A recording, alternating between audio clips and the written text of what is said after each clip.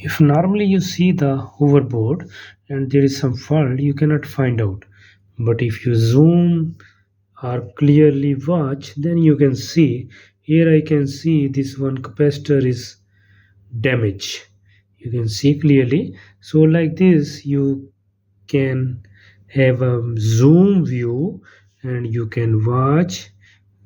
If there is any problem, then you can see anything burn and you cannot find.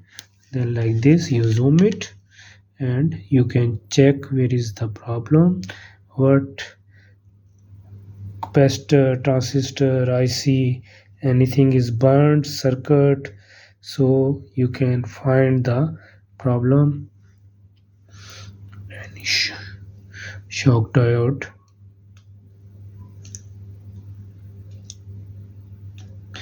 you can clearly view like this and you can find out the problems.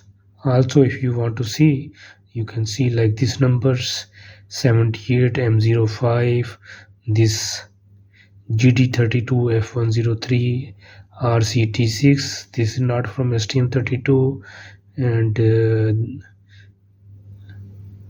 this one by one you can see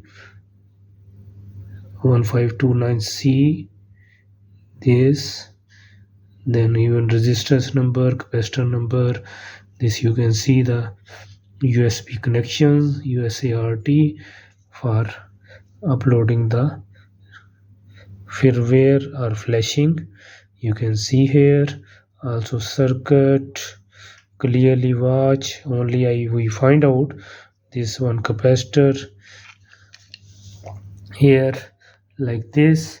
So this is the easy way to find out the circuit board. If it is damaged, not working, you can find out the problems.